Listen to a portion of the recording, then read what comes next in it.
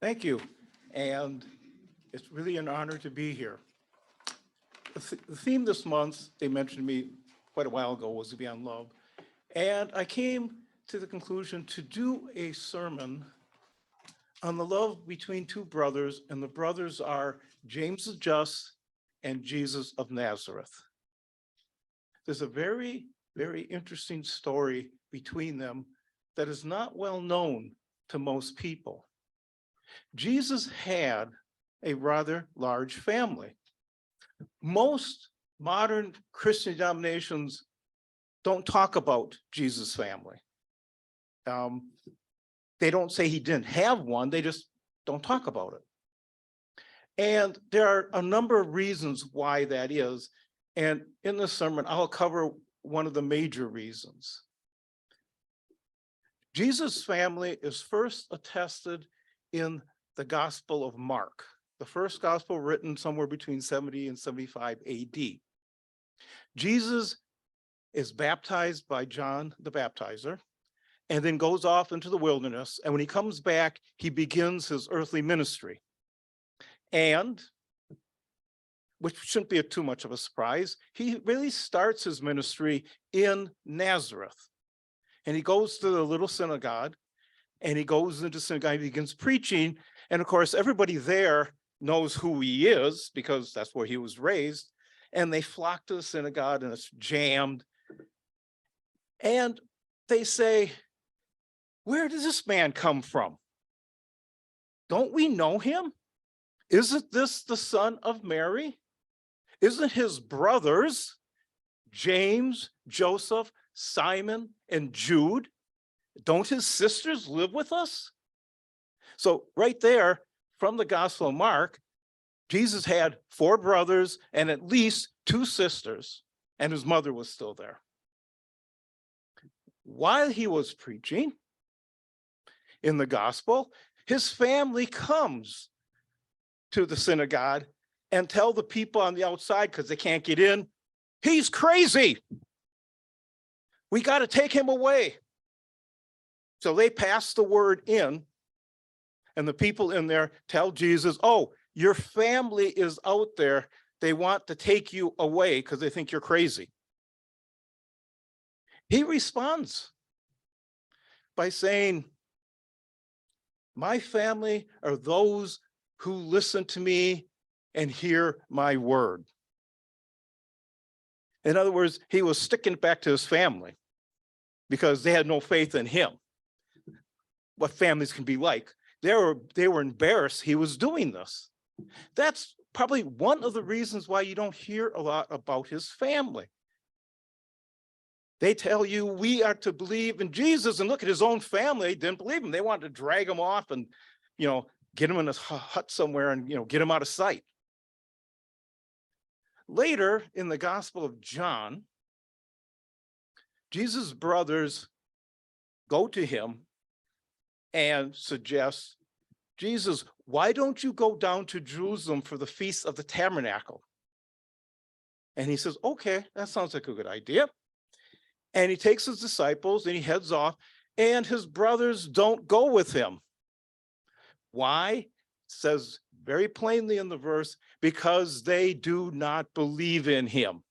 They just wanted to get him out of Galilee because he was an embarrassment to them.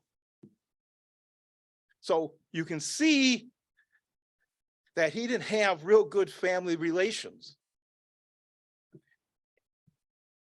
Now comes one of the most remarkable stories, which is only mentioned by Paul in 1 Corinthians. And that's why when I know your reading today was from Corinthians, I thought how appropriate, because in Corinthians, Paul lists out all those who Jesus appeared to after his resurrection. And in one verse, he just says, and Jesus appeared to his brother James. And that's all he says. And of course, not much is said about this because there's nothing written in the New Testament books about this meeting other than it happened. So it's pretty much ignored. However, There is a gospel called the Gospel of the Hebrews, which was written, depending on which scholar you get on which day of the week, somewhere between 90 and 150 AD. So it's what we call an old gospel. It does not exist today. There is no copy. We know about it because an early church father called Jerome in the year 400 translated it from Hebrew into Latin and copied some verses from it into a treatise that he was writing, a very famous one. And one of the stories he copied, I'm now going to relate to you. It is the last week of Jesus' earthly ministry. He is down in Jerusalem. And he has the Last Supper. At the Last Supper, he invited his brother James to be there also. And at this meal, as is attested in all the other gospels, Jesus got up and told his followers that what was going to happen. He was going to be arrested, crucified, and he was going to die, but he was going to come back. And of course, his followers got up and said, no, we aren't going to let that happen. There was a big hubbub. And when that dies down, his brother James stands up and challenges his brother Jesus by saying, I will not eat bread again until you come back from those who sleep. Now, it isn't written what Jesus' response was, but I guess he probably looked at his brother and said, so be it. And that night, Jesus is arrested, as other gospels attest. The next day, James takes his mother, who's also Jesus' mother, and goes to Golgotha. And they approach the cross where his brother is hanging. And Jesus looks at his mother and says, there is your son. Then he looks at James and says, there is your mother. And in accordance with Jewish law and custom, James, as the second son of the family, second oldest son, takes Mary and cares for her for the rest of her life. Because obviously Jesus is dying and he can't do that. Several days later, James is sitting in a room at a table, probably thinking of the events that just happened and what happened to his brother. And he looks up and Jesus is standing in front of him, holding a loaf of bread. He comes, he sits down at the table, he takes the bread, he blesses it, he breaks it, and he hands it to James and says, my brother, eat the bread now, for I have come back from those who sleep. At that point, James becomes one of Jesus' most ardent supporters because he realizes who his brother really is and the fact that his brother forgave him for his doubts and his antagonisms during his entire earthly ministry. And there were very important consequences because of this meeting.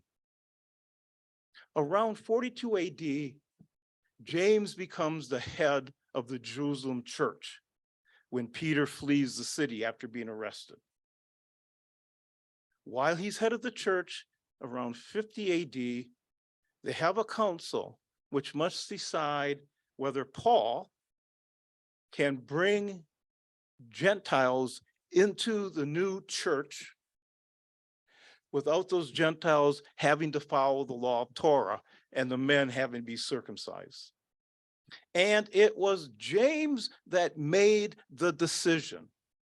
He said, Paul, go among the Gentiles and convert them, and they do not have to follow the law of Torah. That decision by James, the brother of Jesus, is the reason that Christianity exists today.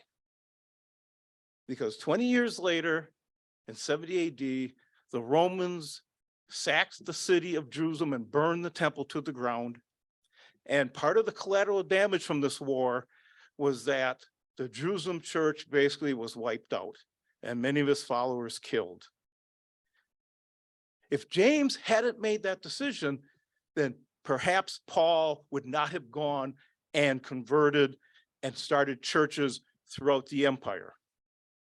But because he did that, Christianity moved out of Jerusalem from the Jewish Christian church and moved into the Gentile churches of Asia Minor and Rome. And as we say, the rest was history. Today, Christianity exists. And that's because Jesus was able to forgive his brother, and his brother was willing to accept that forgiveness. And that happened because of the love between two brothers. Thank you.